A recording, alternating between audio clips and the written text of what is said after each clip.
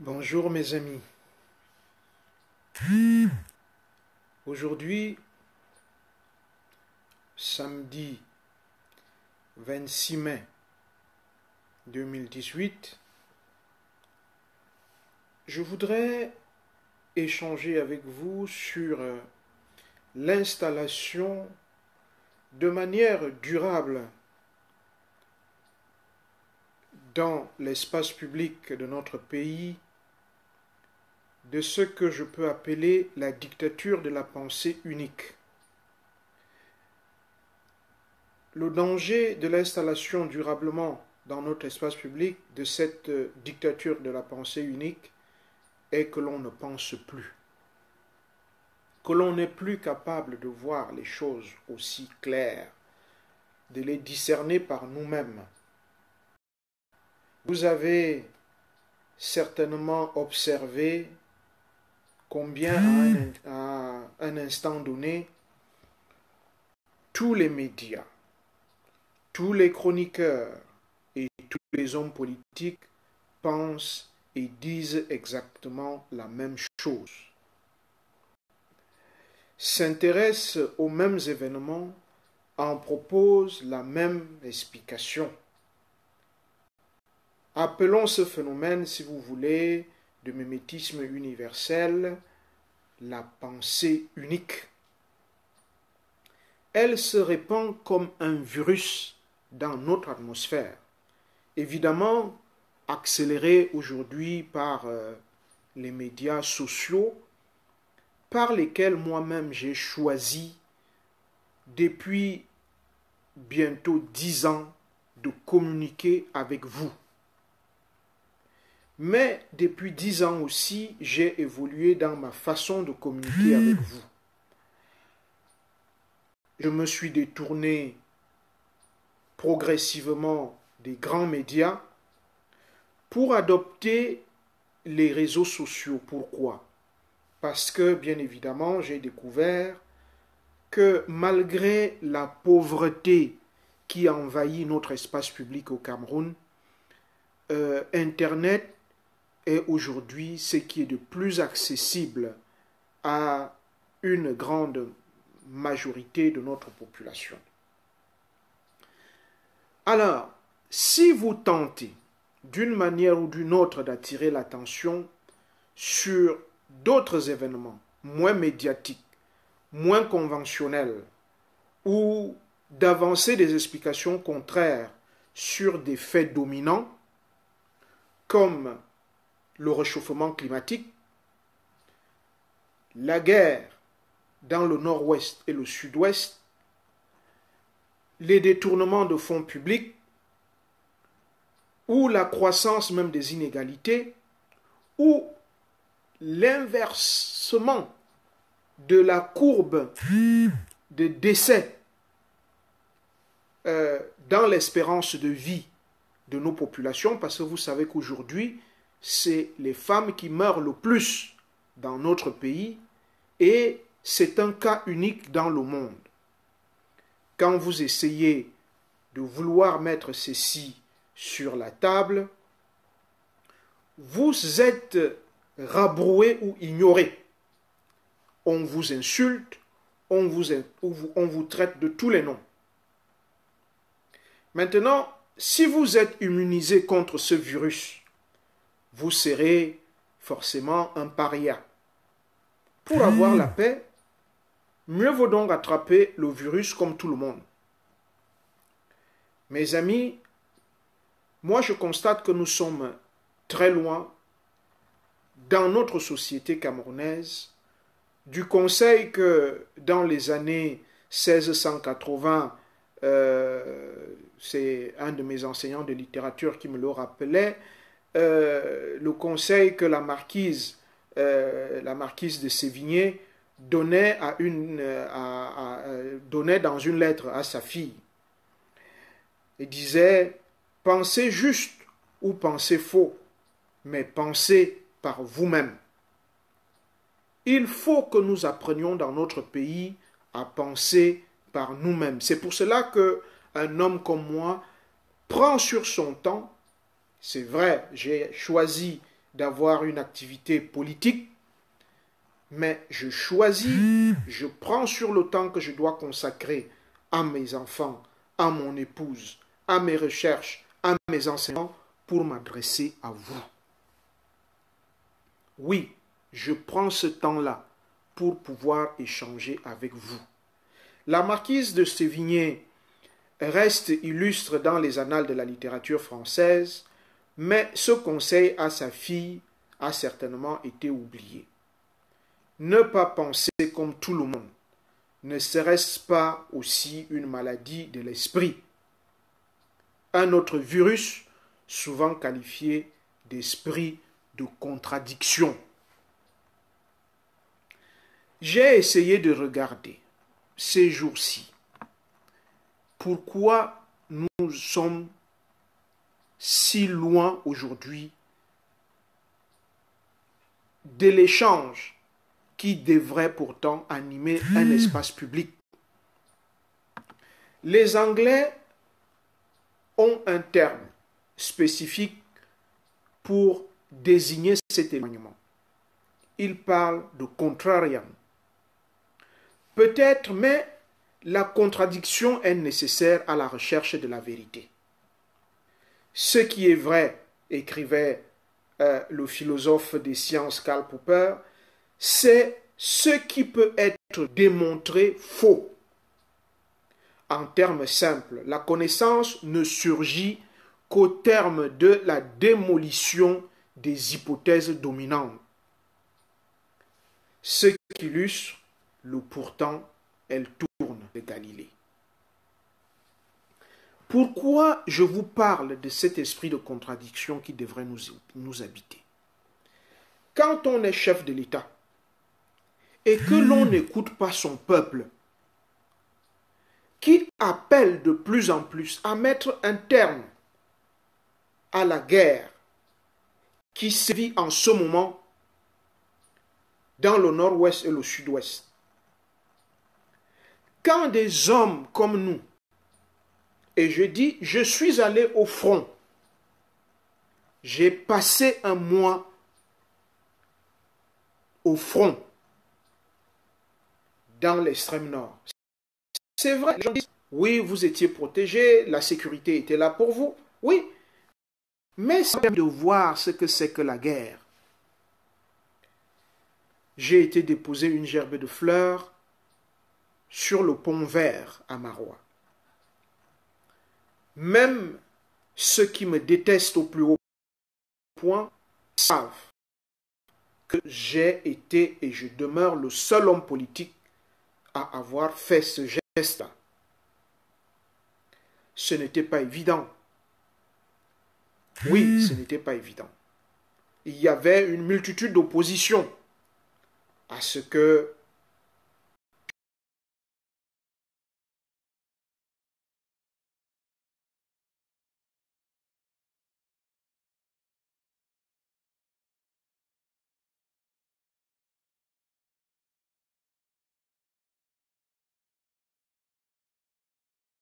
s'y parler avec conviction, avec certitude de la nécessité de la paix.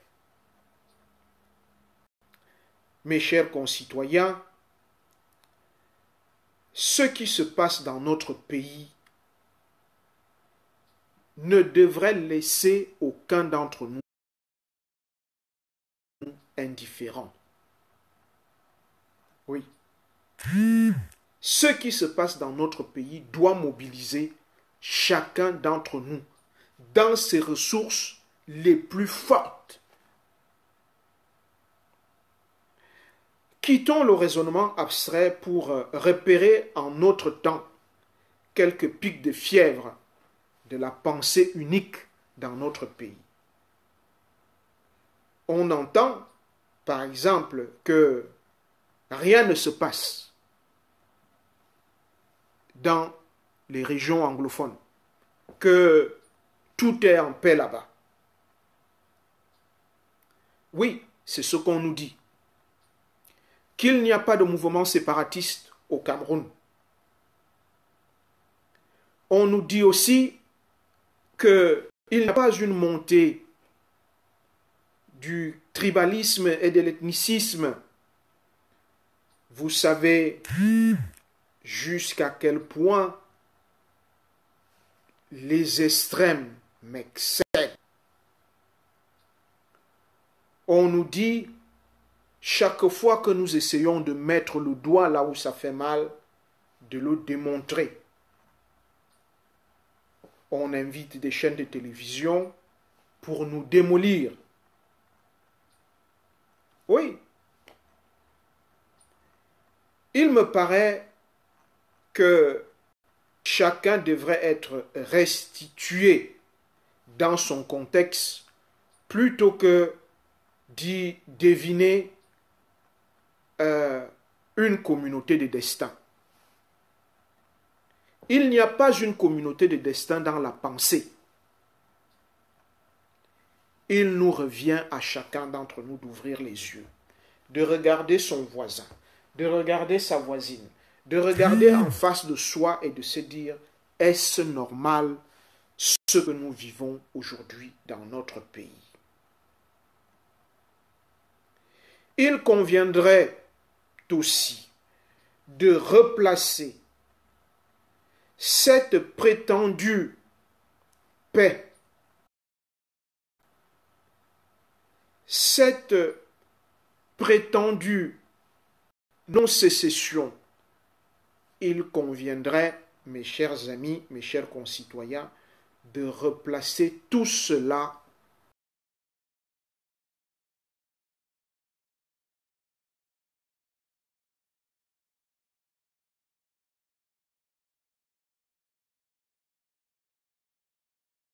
quand vous regardez l'histoire des peuples. Le Canada avec le Québec, l'Espagne avec la Catalogne, la France avec le Pays Basque, avec la Corse, il nous revient de regarder comment les autres font, comment les autres procèdent. Nous sortons à peine d'un monde où il n'existait que les nationalismes, je dirais où il n'existait que des ethnies. Le Cameroun existe pour la communauté internationale exactement depuis 1884, date à laquelle Nachtigal hissa le 12 juillet 1884 le drapeau allemand sur le plateau Jos à Douala. C'est ça, pour la communauté internationale, la date du début d'existence du Cameroun. Voilà pourquoi je pense que c'est faux ceux qui disent que le Cameroun, ce qu'on appelle Republic of Ambazonia, existait avant l'arrivée des Allemands au Cameroun. C'est faux sur le plan historique. Et je corrige là une erreur souvent entendue dans la bouche d'un aîné Bohebert ou dans la bouche du journaliste Biemtok. C'est faux. We cannot today affirm that we have the Republic of Ambazonia. We haven't got the history, legitimacy, who can tell us that we have a Republic of Ambazonia. But it's possible to have a real discussion with all the people of our country. Mes chers amis, mes chers camarades, et vous qui vous joignez à nous. En réalité, si donc ça ne fait pas 90 ans que le Cameroun tente de sortir des ethnicismes, des clanismes, des tribus, nous devons nous interroger sur la capacité, sur les moyens que nous avons mis pour forger un État et une nation. Car les deux choses, les deux concepts sont distincts. Il y a quelqu'un, il y a quelques jours, qui me disait, Monsieur Vincent Sostène Fouda, vous ne connaissez pas les symboles d'une nation. Je voudrais apporter une réponse là-dessus. Le premier symbole d'une nation, ce n'est pas son drapeau. C'est la population, c'est le peuple qui est le premier symbole, parce que c'est lui qui donne existence à une nation. C'est lui qui accepte l'existence d'une nation. Ensuite, va donc arriver les textes de loi, l'acceptation de la communauté internationale de vous accueillir comme nation, le drapeau, l'hymne national et tout ce que nous voulons. Je reviendrai tout à l'heure sur ces symboles de la nation. Mais je vais d'abord continuer avec vous pour voir dans quelle mesure il nous est possible de défaire les nœuds de la pensée unique dans laquelle on essaye de nous enfermer. On essaye de nous sortir de l'universel pour nous enfermer dans le tribalisme, pour nous enfermer dans le népotisme, pour nous obliger à penser que finalement, ce que pense la majorité, même si c'est faux, nous devons l'accepter parce que ceci est pensé par la majorité. Mais la majorité, elle peut se tromper. Et en l'occurrence, au Cameroun, elle est en train de se tromper.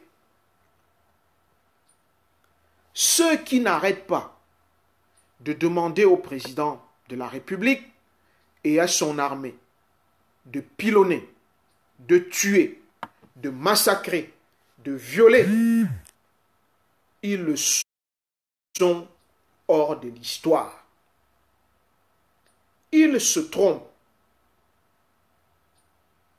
Ils se trompent sur toute la ligne. Et quand on se trompe autant, il est bon de se retirer. Voilà. Il est bon de se retirer quand on se trompe sur toute la ligne. La politique qui est menée aujourd'hui dans notre pays a conduit à la montée de l'intolérance.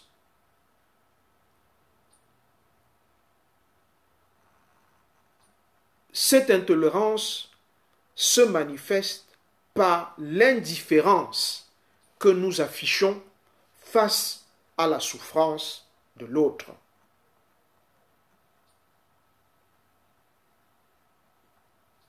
Moi, j'ai fait observer quelque chose.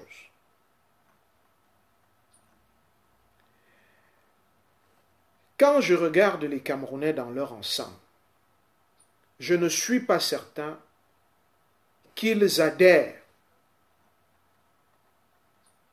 à toutes ces divisions que l'on cherche à nous imposer. Par contre, j'ai remarqué une chose, c'est que bien évidemment, il est très facile de manipuler la masse. Mais peut-on manipuler durablement, longuement, la masse? Là, j'ai véritablement des doutes. mes chers amis, je vous invite à prendre conscience de l'état dans lequel ceux qui sont au pouvoir aujourd'hui se préparent à laisser le Cameroun. Le président de la République, son Excellence Paul Biya, a hérité d'un pays en paix, qui avait été pacifié. Mais aujourd'hui, il est à la tête d'un pays en guerre. Au soir de son règne, il est à la tête d'un pays en guerre.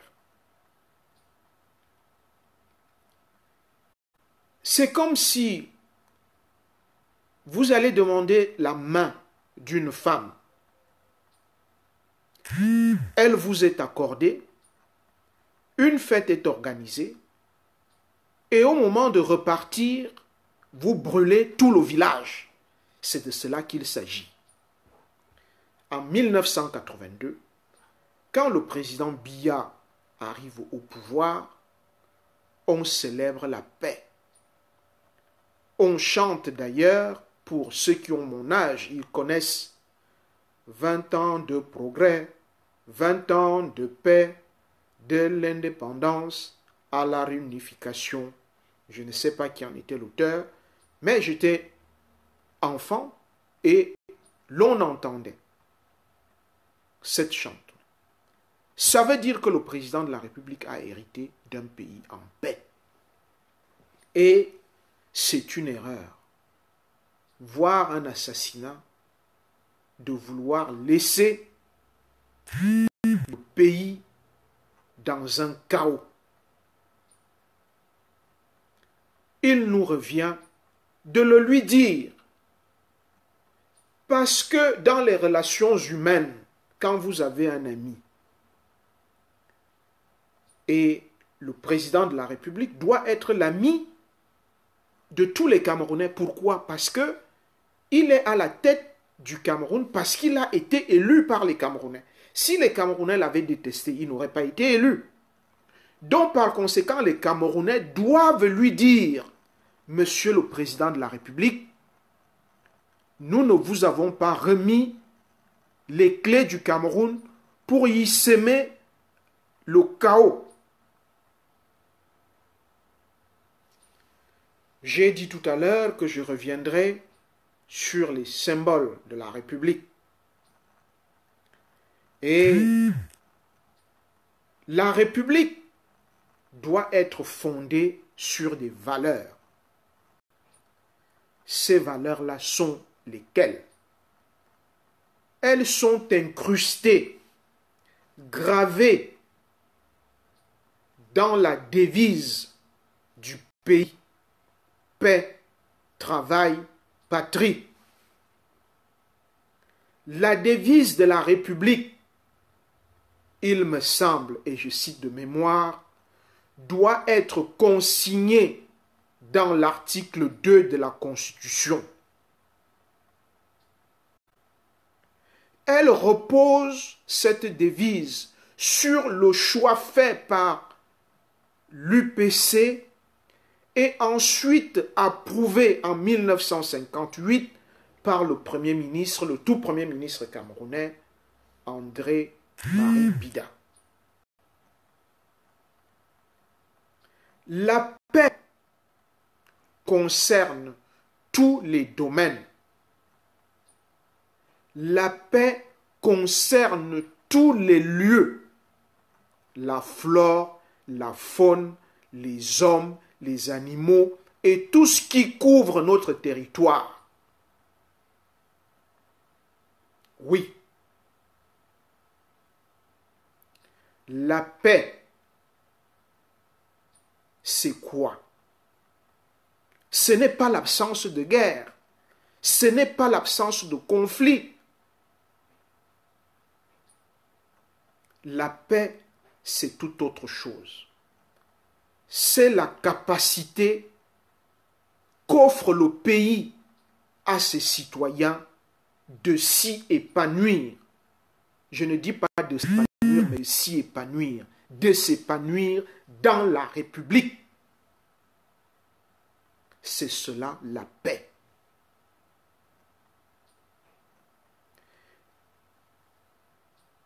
Après la paix, nous avons choisi le travail. Il est impossible de travailler sans la paix. Et le travail est d'abord juridique. Tous les citoyens dans notre pays doivent avoir accès au travail. Nous ne pouvons pas aujourd'hui, en ce jour 26 mai 2018, dire que l'État du Cameroun assure une possibilité, je ne dis pas donne, je dis assurer une possibilité de travail à chacun de ses citoyens. Ensuite, nous avons choisi la patrie. La patrie, le Vaterland, évoque la solidarité entre tous les citoyens de notre pays. C'est pour cela que la République est fondée sur des principes. Elle est indivisible, elle est laïque, elle est démocratique, elle est sociale. Voilà ce que dit notre Constitution. Vous savez que personnellement, je n'ai jamais pensé que le Cameroun était un pays laïque. Le Cameroun, dans sa configuration sociologique, est un État triconfessionnel. Les religions traditionnelles, l'islam et le christianisme. Nous voyons combien de fois ces trois religions influencent notre espace public. Mais, passons. La Constitution veut que nous soyons un État laïque, que nous soyons un État démocratique et que nous soyons un État social. Pouvons-nous dire aujourd'hui que le régime de 1982 respecte, pouvons-nous dire que ce régime respecte véritablement ces symboles sur lesquels la République, la nation, l'État sont adossés. Le principe d'indivisibilité de la République s'appuie, par exemple, sur l'usage de deux langues officielles que sont l'anglais et le français. Pouvons-nous dire aujourd'hui que l'État ait mis les moyens, je ne demande pas de faire un effort, mais ait mis les moyens pour arriver à un bilinguisme devant fonder le principe d'indivisibilité de notre pays.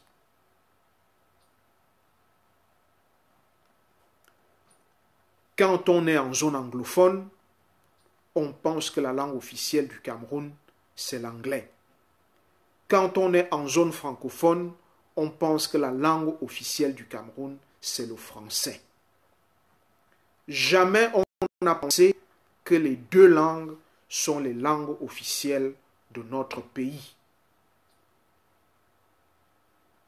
Il faut que les avocats manifestent pour que des entreprises qui ont gagné de l'argent pour la traduction des textes le fassent finalement. Et il n'y a personne pour dire Ce n'est pas normal. Il n'y a personne pour le dénoncer et quand vous le dénoncez, on vous arrête, on vous violente, on vous met en prison. Ce n'est pas cela. Il ne s'agit pas de cela. On ne devrait tuer personne pour ses idées. Je vois des gens qui viennent là et qui passent tout leur temps à insulter, à m'insulter, à insulter mon épouse, à insulter mes enfants. Mais il ne s'agit pas de cela. Il s'agit d'un débat d'idées. J'émets des idées. Vous pouvez émettre des idées contradictoires. Et nous avançons tous ensemble dans un débat contradictoire. Et c'est au terme du débat contradictoire que nous arrivons à une synthèse. Et c'est cette synthèse-là qui nous permet d'avancer. Mes chers amis, oui, le Cameroun est une république démocratique. Voilà ce que dit la Constitution. Ça veut dire que le pouvoir appartient au peuple qui élit ses représentants. C'est le peuple qui doit élire ses représentants. Pouvons-nous dire aujourd'hui que c'est le cas dans notre pays? Pouvez-vous, en m'excluant peut-être, pouvez-vous vous-même, en votre âme et conscience, dire que c'est le peuple camerounais qui élit ses représentants? Enfin, le Cameroun est une république sociale. Ça veut dire quoi? Ça veut dire que la république doit se donner les moyens d'assurer à chacun, à chacune, une éducation, un logement, un emploi, se soigner, avoir des droits sociaux. Pouvons-nous dire que ce soit vrai? Depuis 35 ans, pouvons-nous dire que ceci est vrai? Mais non. Mais non. Alors oui, la République est représentée par les symboles. Ce drapeau, nul n'a le droit de le piétiner, de s'essuyer les pieds avec, d'en faire une nappe de table, comme j'ai vu certains leaders politiques en faire. Oui. Pour mieux affirmer les valeurs et les principes qui la fondent, la République s'est dotée de ces symboles. Je dis bien, c'est André Marimbida, parce qu'il a été le tout premier ministre du Cameroun. Mais il les a hérités de l'UPC. Et c'est vrai sur le plan historique. Ces symboles se réfèrent aux combats, les combats illustres menés depuis notre rencontre avec l'Allemagne en 1884. Mais quand l'Allemagne arrive au Cameroun, il y a déjà une présence anglaise sur la côte, ça veut dire du côté du pays des Batanga. C'est cela qui est vrai. L'Ambazonie n'existe pas en ce moment. Les premiers missionnaires qui sont les véritables fondateurs de l'espace public camerounais sont arrivés au Cameroun en 1840. Ça veut dire 40 ans avant l'arrivée des Allemands. Le premier de ces missionnaires est Joseph Méric. Et c'est lui, avec le soutien du pasteur Alfred Sacker, qui arrive un an après. C'est comme ça qu'ils vont fonder la première école au Cameroun, en territoire camerounais, en 1840. C'est ça qui est vrai. Et ça, c'est de l'histoire. Et personne ne pourrait me prendre à défaut quand je l'affirme. Alors, ces symboles se réfèrent aux combats qui ont été menés. L'école et l'armée doivent être les vecteurs de ces valeurs.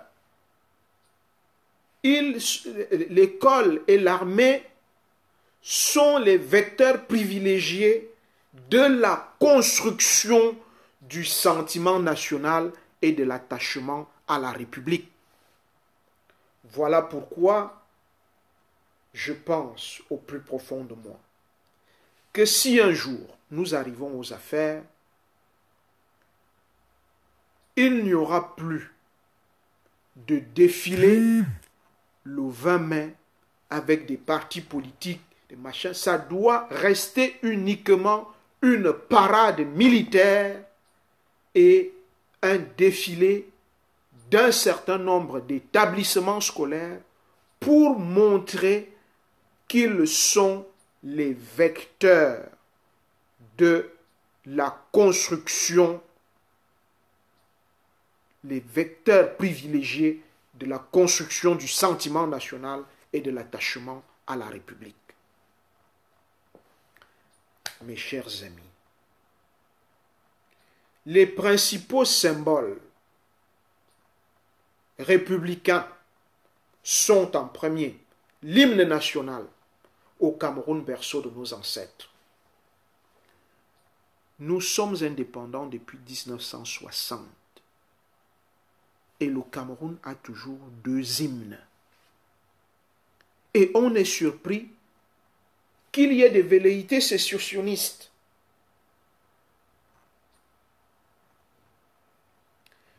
L'hymne national qui est chanté dans les 2 provinces, les 2 régions anglophones, le nord-ouest et le sud-ouest, n'est pas l'hymne national qui est chanté dans les écoles dans les 8 autres régions de notre pays. Pourquoi? Parce que l'État n'a pas fait son job, parce que l'État refuse de faire son boulot. Il faut avoir le courage de le lui dire. L'on a refusé d'harmoniser l'hymne national dans notre pays. Voilà pourquoi le sentiment d'appartenance à un pays est différent de part et d'autre du Mungo. C'est une réalité. Ceux qui veulent la partition du Cameroun, ils le savent. Et ils s'appuient dessus. Et ceux qui veulent l'unité du Cameroun le savent et n'ont pas d'argument à opposer. Voilà ce qui est vrai. Il faut qu'il y ait des hommes et des femmes qui le disent. Moi, je l'affirme. Je l'assume à visage découvert. Je n'ai pas besoin de me cacher pour cela. Nous avons choisi un drapeau vert ou jaune. Je l'ai expliqué la dernière fois. Nous avons choisi le 20 mai comme fête de l'unité nationale. Je suis contre tout ce qui, à l'aide de petites officines dans les quartiers, veulent nous faire croire que le 20 mai ne symbolise pas l'unité nationale, que ce serait l'anniversaire ou la date de naissance d'une fille ou de l'épouse de l'ancien président de la République. Je pense que ça ne fait pas sérieux. L'ensemble de ces symboles sont utilisés lors des cérémonies officielles ou lors de manifestations sportives.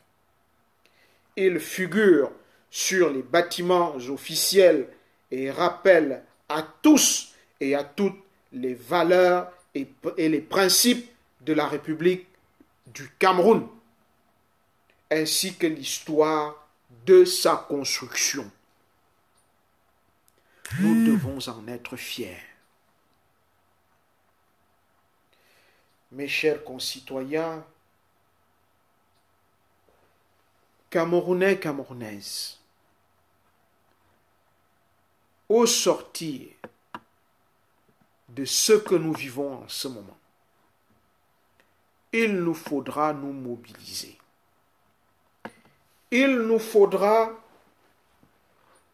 aller puiser au plus profond de nous pour faire naître l'espoir que le Cameroun est véritablement un et indivisible. Et pour le faire, nous devons sortir de la pensée unique. La pensée unique n'est pas pour moi une quête de la vérité, mais une affirmation du pouvoir intellectuel et du monopole de l'interprétation par une élite assassine.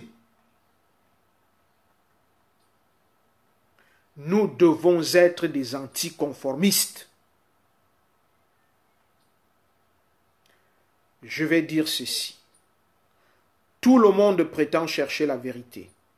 C'est ce que disait le philosophe Isaïe Berlin. Mais si on la découvrait, elle s'avérerait peut-être inintéressante. Mais cherchons-la quand même. Cherchons cette vérité. Construisons ce pays. Défions ceux qui veulent le détruire. Sauvegardons le pays et mettons ceux qui veulent le détruire hors d'état de nuire. Montons-leur la porte. Disons-leur que le moment est venu, plus que jamais, de savoir que les hommes passent et que le pays reste. Et ce pays doit rester debout. De part et d'autre du Mungo. Aucune partition n'est possible. Nous devons dialoguer entre nous. Les militaires doivent même refuser de tirer sur leurs propres compatriotes. Et ceux qui tirent sur les militaires doivent arrêter de tirer. Ils doivent poser tous, de part et d'autre, leurs armes par terre et de dire « Nous voulons dialoguer ». Nous pouvons le faire. J'ai dit que je suis disposé à prendre mon bâton de pèlerin et à jouer le rôle qu'il faut pour établir sans délai ce dialogue nécessaire pour la construction de la cohésion nationale. Voilà le message que je vous délivre en ce jour, 26 mai 2018. Je vous remercie pour votre aimable attention. Je vous souhaite à tous, à toutes, un bon samedi. Merci.